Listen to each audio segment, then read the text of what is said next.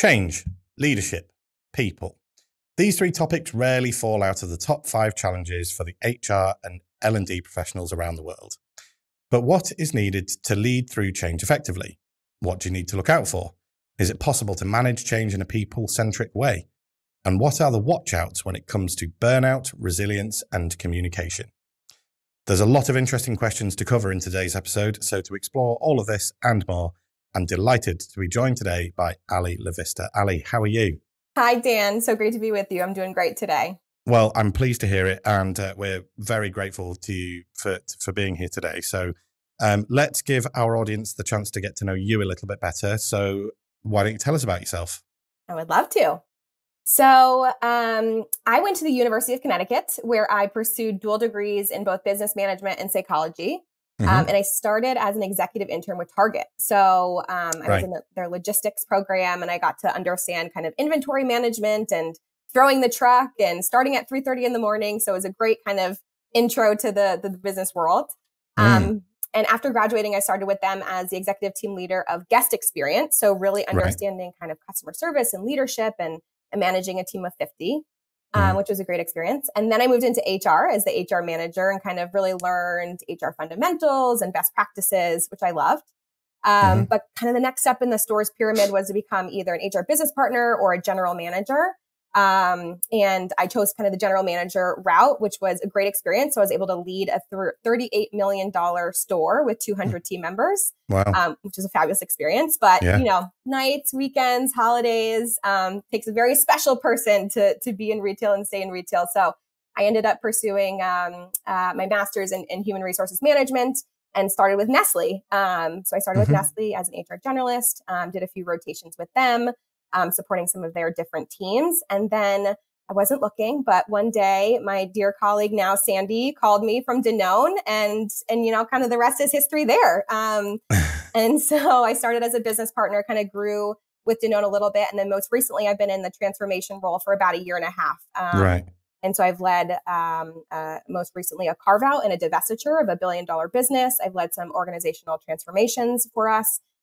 So that's a little bit about, you know, work life and my career. And then on a fun personal note, perhaps, I live in Fairfield, Connecticut with my husband, Greg, and our dog, Cole. And we actually just got married this past New Year's Eve. So we've kind of just been enjoying, you know, the first year of marriage. And I love to travel. I studied abroad in Italy and Spain. We went to Greece on our honeymoon. So love travel, love people, meeting new people, new cultures, all the food, of course, and all the drinks. And then I'm also a nerd. So I love, you know, reading books, listening to podcasts. So it's just so special to be on one today and hopefully, give a little bit back to people who I've learned so much from.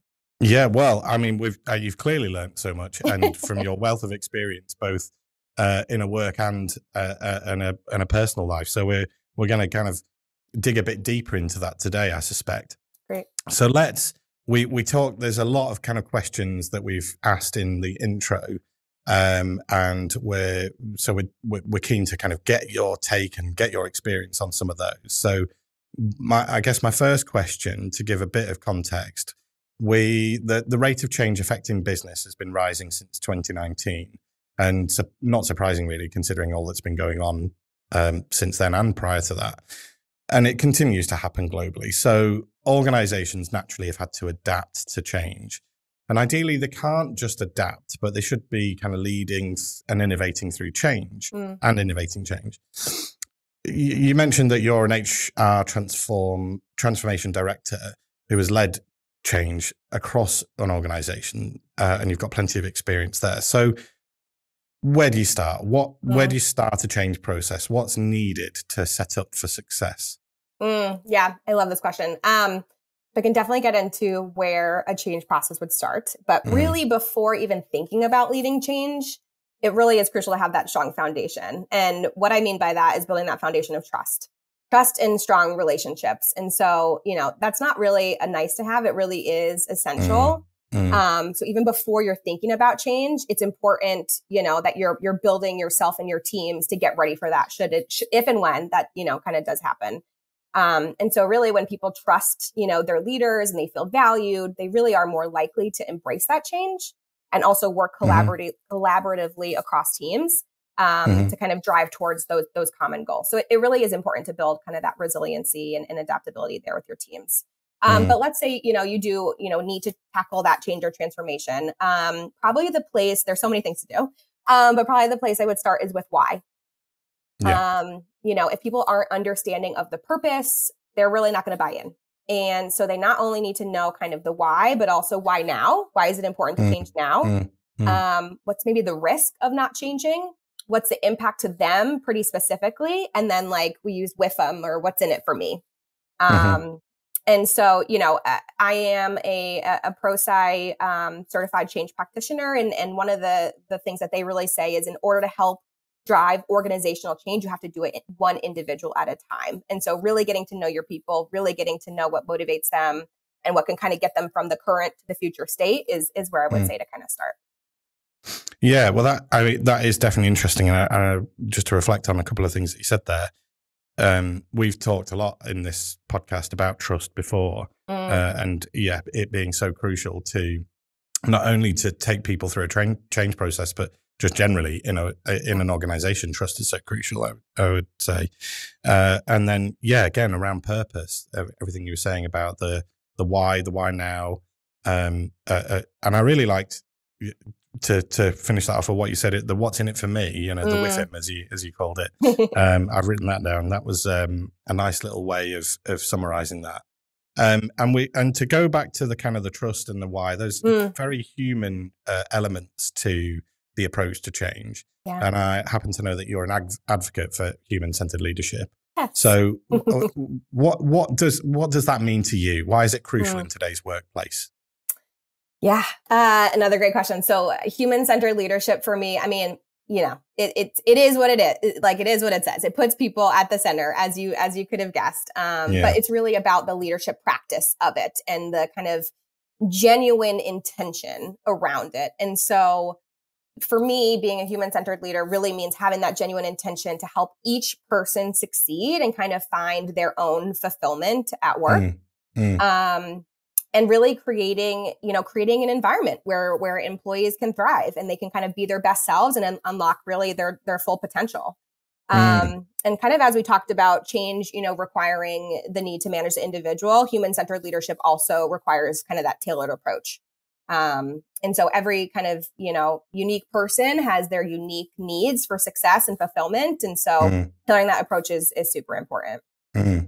And yourself and Impact are so aligned in that sense. I mean, you only have to look behind me to see that we're all about the human-centered approach when it comes to organizations and leadership.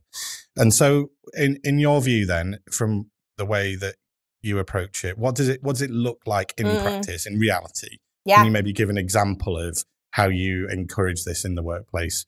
Maybe you could share sort of what tools might be available to leaders from your perspective. Absolutely. Okay. I know, there's probably going to be too long of a list, but I would say the 5, I'm just going to highlight 5 and then we can dig into one. 5's a good number. 5's good, right? 5 more days till Christmas when we're recording this. That's always true. Fun. I'm already panicking. Yes, that's okay. We'll make it through. So the first really big one I would say is psychological safety. And so, obviously many of us are familiar with kind of that term, but really having that belief that you can speak up, you can share your ideas, you can take risks at work, really without fear or kind of negative consequences there. The next would be inclusive decision-making. So human-centered leaders to me and a lot of research, really value that diverse viewpoint and contribution from their team. And they create that inclusive environment where really everyone feels valued and feels heard. So that would be number 2. Number 3, I would say, is around, continuous feedback and recognition. So kind of balancing that regular feedback, both offering gratitude and praise, as well as constructive feedback for growth and development. And it's not only about delivering that feedback, both positive and constructive on the what and the deliverable, but also on the how. At Danone, we talk a lot about, yes, it's great to get the thing done, but how did you actually lead through that with your behaviors? And we have kind of a set of, Danone behaviors that we really strive that, kind of all of our employees are leveraging, and we feel like it's important. The next I would say really is about development. And so really recognizing that leaders have a responsibility to set up that success in others. And so kind of really having that key and strong accountability in their team and in their direct team, indirect team, and really truly the organization to prioritize, kind of their growth and development and get them the experiences that would be great for them to continue to grow and develop. And then lastly, another obviously big topic, but is that work-life balance, work-life integration. There's a ton of different kind of terms for it, and well-being. So again, as we prioritize employees' development, also prioritizing their well-being. So keeping that really top of mind at the center, and really encourage their, employees and their team to take care of themselves and then also to take care of each other. So I would say those are kind of the 5 that rise to the top for me on kind of most important, or very important kind of elements of human-centered leadership and how they kind of tend to show up within the organization. Yeah, well, there's a great list there because, and you're right. And I think that there's a lot of these kind of, I don't want to sound rude when I say this, but a lot of these sound obvious. They do. But at the same time, I think when you actually stop and look at in detail about these 5 things, then actually there can be an absence of this in a lot of places. Yeah. I was thinking with the first one, you talked about psych safety. So many of us have heard of it. But not, it would be interesting to find out, finding out from every single employee who does feel like they fully, because sometimes where one person can feel psychologically safe in an organization, the next doesn't necessarily. Right. And there's so many different parts to that. They are all super important though, of course. And you brought up well-being there, which is a nice little gateway into our next question, because it's all around burnout, and it's a phrase that we're hearing a lot more, of course, these days. In fact, I've got a stat here that says 59% of US workers have experienced some form of burnout. So, in your view, then, what strategies can leaders implement to help manage and to prevent burnout in themselves and their teams? Yeah, it's not an easy topic to tackle, of course. I think if it was easy, we'd all be doing it. Sure. But it's definitely necessary to have the dialogue and have the discussion around it. I would say maybe two ways that we try to tackle it at Danone is to really first and foremost assess well-being as leaders. And so we've recently kind of rolled out this kind of well-being challenge to really challenge our leaders and our teams of thinking differently, thinking critically about this. And there's kind of a different topic each month to kind of think about. And one of the things that I heard in it was this kind of 3-word motto, which is do, speak, create. And so the do is really kind of walking the talk, which is also one of our Danone behaviors, and really being that role model for others. So, leadership holds a lot of visibility and all eyes are on you. And so if you are not modeling that behavior, it's going to be really hard for your teams to feel okay with taking the time, creating the boundaries, sticking to the boundaries, not responding to that late night email. So the first I would say is kind of that do piece. The next is really speak. And so not only walking the talk, but also talking the walk. I thought that was really cool. And so really talking about well-being, in a positive and an encouraging way. And then create. So how are you creating the environment, again, where people can thrive and feel like their well-being is taken care of? And so what are those rituals? What are some key processes? What are the different activities that you can do there? So that's kind of the first one, is assessing yourself like as a leader and the impact that you have on well-being. And then maybe the next one, which I thought was a very interesting one and is a great one. And it was through an article actually that I recently read from the Mayo Clinic. And they said that providing meaningful work is critical to having a fulfilling and rewarding career. And it really lowers, kind of the risk of burnout. And so managing the work, managing the overwork, having those conversations, staying super close there.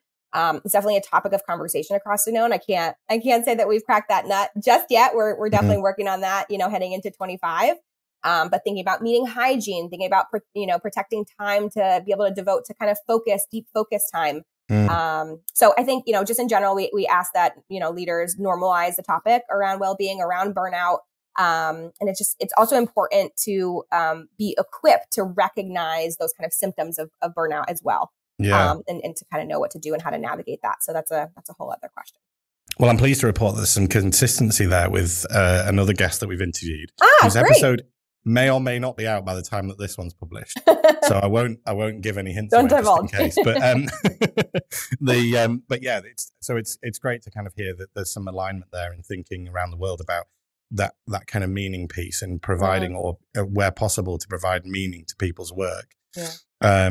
Wherever possible in an organization, because of course, you know, it depending on where you sit in an organization, it can be harder to apply that meaning more than others. But I really liked also what you were saying about the well-being challenge and kind of and sort of getting people to have it at the forefront of their mind, because it is so easy to get so bogged down in the work that we're doing to just forget and put that self-care element back a little bit. Right. The other thing that I thought was interesting about the link between what you were saying there about managing well-being from and also the environment in which from the five framework that you had before, and about work-life balance and that being integral into Danone's culture. Yeah. Do you think that there's an opportunity for, you were saying about walking the walk, talking the talk from a sort of a traditional leader's perspective. What about from elsewhere in a team where it maybe not a leader of a team, perhaps? Yeah. Do you feel that there's the environment for people who aren't necessarily in a leadership position to come up with and share best practice that what they do? Is there the opportunity for that in Danone? There is. So we, right now we're using Workplace, Facebook for Work. And so with those well-being challenges, they are posted on there and employees are really engaging with some of that content, sharing some of their ideas and best practices. And then also kind of part of the challenge is to bring it up, in a team meeting or a different environment, to be able to talk openly about it and to share. And one of the things that I learned was, from a colleague, she kind of has 10 tips to, hacking your calendar. And so we've been sharing that resource around. So I would say that, bringing that conversation to the forefront, I think everyone has a role, not just leaders, certainly. And the leaders need to, of course, help create that environment. But I think we each have a role, to do an accountability to support our own well-being and then also the well-being of others. And really know, I think it comes down to that self-awareness as well of how do my actions impact others? And I think sometimes, we talk a lot about the intent I had was to have a great impact on others, but the impact I actually had in practice maybe was not that. And so, yes, I had great intent, but the impact was different. And so really starting to have those conversations around the teams has been just a great, kind of open door, open dialogue for the teams to be able to connect and also learn about what it means to each individual. And so again, kind of back to that theme of the tailored approach, like, well-being means something different to everyone. For me, it does, right? Like traffic is like my worst enemy. And so I know that about myself. I'm going to be in a bad mood if I sit in traffic, if I sit in 2 hours of traffic, in the morning. And so I've kind of maneuvered my schedule to take some calls in the morning, go into the office a little bit later with a very flexible, work environment, which has been super helpful. And in some, past lives, I would have to be at my desk at 9 a.m. and it was like no negotiating. But I know for my well-being, it's important that I, start the day off right, and my leaders, kind of and it's different generationally as well. I think there's the younger generation seem to be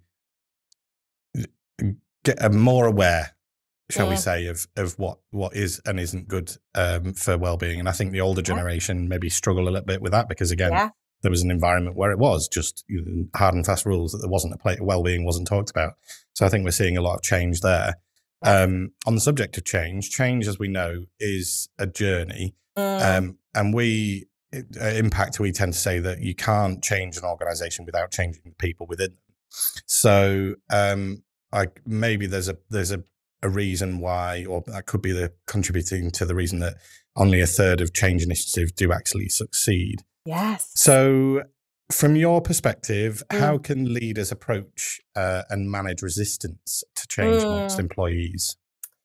Yeah, resistance is an interesting one. I think as we talked about kind of the why originally, I think resistance really kind of can stem from a fear or a lack of understanding.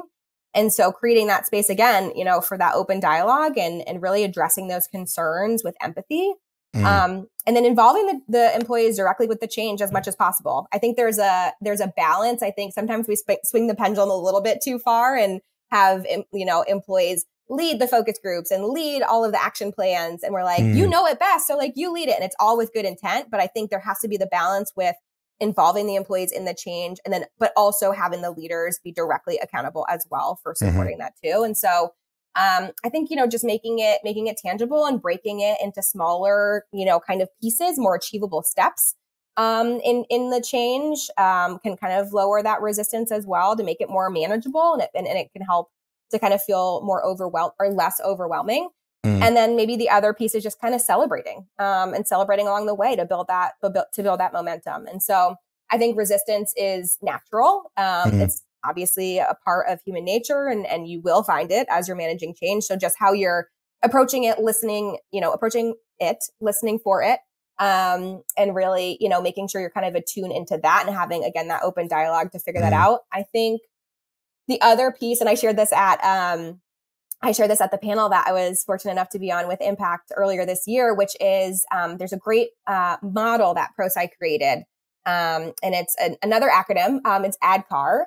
And so some of you might be familiar with it, but really this is what we kind of help to just provide a framework to help leaders kind of think about their employees in this way. So ADKAR stands for awareness, desire, knowledge, ability, and then reinforcement. And so the A for awareness, it's really understanding, are the team members aware of the need for change? They believe that change is necessary. So going kind of back to that why and just building that awareness. The D is all about desire. And so really building that desire, of course, for your team. And are they kind of bought into the change, I would say? Do they want to participate in it? What are kind of their motivating factors to build that desire for them? So that's D. K is really about knowledge. And so does your team even have the knowledge on how to change? Do they know where we currently are and where we want to get to? And do they have kind of those core skills or knowledge or kind of key capabilities to change? I think a lot of people stop there. So they're like, okay, tell them about the change, get them bought in, and then teach them the things. But really the next kind of two steps are ability and reinforcement. And ability is all about kind of taking that knowledge and really transitioning that into practice. And so are they able to now perform those new skills or capabilities or whatever that they needed to kind of learn or change and act on the knowledge? So that's a really kind of key, crucial step that I think sometimes when we give them the knowledge, we're like, okay, it's done. And we don't kind of continue it on. And similarly with the reinforcement. So once the change is live, do we stop there, or do we continue to kind of build that and reinforce those behaviors? And can you make it a sustainable change? I think that's the other key piece too, is like, how do we now, knowing what the change is, where we want to get to, how are we creating those kind of back to the routines and rituals to kind of help get there, and then provide some of the coaching, the recognition and support along the way to have, make sure the incentive structure is kind of in place there. So just a tool, I think a simple tool that we, kind of use throughout some of our transformations. And we do kind of really enjoy that frame. It just kind of gives leaders a simple way to think about it and really think about the individual as they're moving through kind of those phases.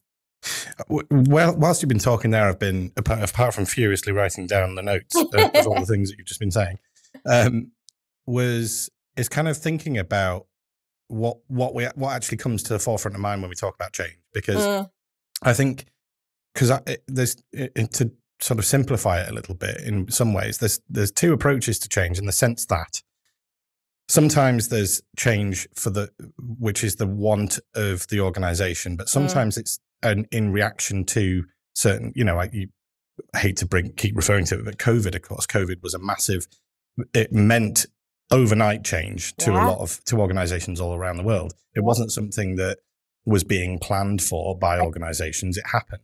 And so, but yeah, there is change where it's the organization is maybe the leaders of the organization that's driving that change and need to bring everybody on board. Whereas in some cases, it is happening regardless. It's happening. And another one, of course, at the moment is AI. AI is a massive one. Yes. You only have to turn your phone on to see AI in the morning. But again, what that ultimately comes down to, wherever it is in the organization, is that communication piece that you're talking about, being open and transparent with that dialogue about where this change, no matter what type of change it is coming from, and what the organization needs to do about it. And that is everybody within that organization. And as we know, communication is always important for leaders. So what do you need from your perspective to think about differently when leading about in communicating about change? So I think there's a few different things. There's your audience, of course. So tailoring, to the audience of what kind of they need, and really thinking about who is sending that message. And so typically, employees want to hear from, the head, the CEO, the president, whoever of the organization on the vision, on where we're going to go, and kind of more general, I would say, communication on the topic and like bringing the full organization together. I would say the very kind of connected, or like, what about me? How does it impact me? My personal situation. They really want to hear from the direct manager because they're kind of closest to that. And they know that they kind of own their, talent and development and all the good things there. So I think number one, it's figuring out who is the correct sender of the information, and then what information are you sending out. So it's really important to kind of keep that top of mind. I think another piece is really just kind of remembering that even if you're sending information, people aren't always receiving what you be sending. And we do a lot of kind of work around checking for understanding of, hey, I sent this information, but how are the teams receiving it? And so getting them to kind of play it back in their own kind of words, and how did you actually interpret what I just shared with you? And so it's really important because sometimes like the sender and the receiver are just completely like missing each other. And I think we've all had some of those experiences where we're all in a meeting room and we walk out and, we've all heard the same thing. We've all aligned to the same thing, but now everyone's going in different directions because they interpreted it in a different way. And so just thinking about, your message, how you're sending it, how it's coming across in your head, but then just kind of gut checking that with maybe a few of your team members if it's like more of a mass scale. And then again, back to that open dialogue piece, it's like, are folks understanding what you're saying? Are they digesting it? Is it kind of relatable for them? And are they able to kind of move through that? And so I think that tailored approach is really important. I think being transparent is really important as much as you can. I think the other piece is, in the absence of information, people can make up stories in their head. And that's very normal. And so it's like, how do we give enough information or almost over communicate so that people know? And even if you don't have something, totally signed, sealed, delivered, can you share that there's a work in progress? Or can you share, hey, there's this work stream. We understand the problem. We're going to do some more digging around it. But at least for people to know that work is being done in the background, they're being heard, I think is another kind of key to that communication. Yeah, it's so true. And I think that I was just, again, thinking whilst he was talking there, like even posting things on Teams, even if you were to tag, or whatever platform you might be using, you tag the global organization or whatever. There's so much information out on these platforms in your organization, unless you work in a tiny one, that it's easy to miss. I mean, you could be on holiday or vacation for a week and miss so much. So it's that follow up. I think that's really key. Certainly to make sure, and whether that's from line management or whether that's from your colleagues, even just to make sure that you're fully up to speed. Yeah. So if you were able to give one tip that would pick up above all of us to help leaders lead through change, what would that be? Oh, it's so hard to pick one tip. I think I have to go back to just not underestimating the power of trust. It really is. It's the foundation of everything, of communication, of resilience, collaboration, and building that trust by being authentic, being vulnerable. I think we're seeing that a lot more in organizations, is having that kind of vulnerability as leaders and acknowledging that, like, hey, I'm going through this change as well with you. We might be going through it in a different way, but like, we're in this together. We're going to move through it together. And I think, just that trust by being authentic and being consistent, I think is really important. In a world of change, people are looking for kind of things that are staying the same, and for someone to be kind of that consistent thing for them, and really just showing care. So I think trust is really the foundation, if I had to say the top tip. And if you were to, let's build on that then. So if you were to, because building trust is in itself not easy, I would say, have you got any either examples of where you've had to build trust in order to help your own leadership? Or have you seen any examples where it's gone, they've tried this approach now and that's worked out really well? Yes. Lots of examples. I would say, it's really important, to get to know the individual, I would say first and foremost. So get to know all about them, get to know about what their desires are, what their strengths are, what their opportunity areas are, what they, really desire from a ways of working perspective, from a communication perspective. Do they like to be called? Do they like to be texted? Do they like to be teamed? What are the boundaries that are important to them for their well-being? And so getting to know, I would say, the individual, is just super important there, and getting to know how they want to interact with you. And so seeing that in practice and building that relationship and building that trust is coming back to that time and time again. So remembering that, your son, it seems simple, right? But like remembering that their son's birthday was, this past weekend, and asking about the birthday party. But it's also about, hey, I know that this person likes to be recognized privately, and I know they don't like public recognition. And so I'm going to, make sure that I send them a quick text or call or whatever to do that for them. And so yeah, I think it's really about building it on the individual level, and getting to know kind of where they are with their career ambitions. What are their motivators? I would say one thing we love to do at Danone is we honestly call it like a retention framework, but it's so much more than that, I think. And how to do it is to kind of think about your top 3 drivers or your top 3 motivators. And so understanding what your top 3 are, whether it's the people you work with, whether it's meaningful work, whether it's autonomy or recognition or money or whatever it is. And so thinking about the top 3 and then ranking those top 3. Yeah. And so really forcing yourself to say like, no, like truly this is the most important, then this and this. Yeah. And then figuring out what's within balance and what's not within balance, and then creating an action plan together to be able to help kind of solve that. So I think that activity in and of itself really helps to build trust, because you're having the open dialogue of what's truly meaningful to this individual, and then how the leader can really support them through it. And so, maybe that would just be one example of Yeah, no, it's great. And I think that can be escalated as well, because to a degree, I mean, I'm thinking a CEO of say Danone, for example, they're not going to be able to, find out the individual, the well-being or what am I trying to say here? I'll redo that bit as well. But yeah, I'm just thinking from a CEO level, it would be hard to kind of get to know people on an individual level. Yeah. But there are still parts of what you were talking about that they could apply to help build trust, showing vulnerability, for example, without, as a sign of strength, not as a sign of weakness, and so true. And being relatable. I remember, again, thinking back to COVID times, there would be video messages to the business from CEOs that would just help to go, look, this is my situation, this is what we've been doing family wise, and showing them to be human being. And it circles back to what we were talking about before of that human centricity and the importance of that to help build that trust there. Allie, what a great conversation. I'm so grateful to you. But it's flown by. Hasn't it just?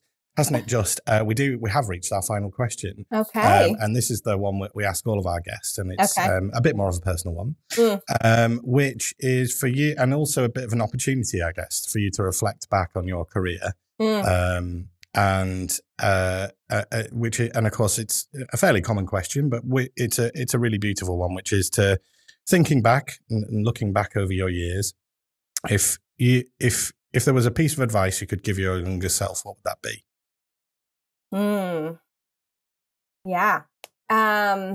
Piece of advice I would say is to have fun and enjoy the journey. I think, take myself a little bit less seriously, perhaps, and don't worry so much that everything has to be perfect and everything has to go, the way that it was planned, and kind of just roll with it and see the beauty within it. I think, managing stress probably a little bit better, keeping that sense of humor, celebrating the small wins more. I think, we celebrate them sometimes like at the end of the year, but just throughout the journey, laugh at, some of those mishaps, and I guess just enjoy the ride. And then just know that it's really about the people and the experiences that make the journey worthwhile. And so I think maybe just a funny thing to share is that at Target, we used to say we're just selling laundry detergent and toilet paper. Like, it's okay. Like, everything will be fine, And so for us, it was kind of easy to laugh at there. And I think just kind of carrying that further would be, advice that I'd like to also keep, more top of mind. I think I've done a little bit of work in this area, but just, remembering the experience and the people. And it really does. It really just makes the journey worthwhile. And so just smiling and enjoying the adventure and staying positive and knowing that the best is kind of yet to come. Yeah. And do you still live by that advice then, do you think? Do you live by that now? I think so. It's, Dan, maybe I'll just share like a personal thing before we sign off here is, my dad passed away 29 years ago yesterday, actually. Wow. And so I was 4 years old and it feels like a lifetime and also a moment, ago. And what I think I learned from that though, is to, not take life for granted and to really to cherish the small things. And so I do think I had that experience, that kind of helps me keep that top of mind. Yeah. But I think we can always do more of it, and so I think, creating that genuine, intention at the beginning of the day to say, hey, today's going to be a great day and we're going to make it through. And if something goes wrong, we'll handle it. And we've got the skills to handle it and kind of that confidence and build that. So I would say I can certainly do more of it, but I do keep it pretty close to me. Yeah. Yeah. That is, well, first of all, thank you for sharing that because you didn't have to, but that was very, very good of you to do that. And you're absolutely right. I think that type of experience is going to change your outlook on life for sure. And it suddenly changes your whole perspective on things, doesn't it? It does. So, it's been, I really wish we had more time. I genuinely do, because it's been fascinating talking to you and I hope our paths will cross again. Yes. But thank you ever so much for giving us your time and giving us all of your experience and wealth of knowledge, and of course, and sharing some more personal things. So thank you ever so much. Thank you. And yeah, no, it's been great. So that just leaves me to say a thank you once again to Allie for joining me. And if you'd like to find out any more, either about Impact or Allie and her work in Danone, or of course you'd like to look back at some of the previous episodes that we've recorded, then you will find all of the links that you need in the description of where you found today's episode. So thank you one last time to Allie for joining me today. Thank you, Dan. Appreciate it. It's been a pleasure. And I know we'll keep in touch. Yes, definitely. Thank you so much. And thank you from me. And until the next time, take care.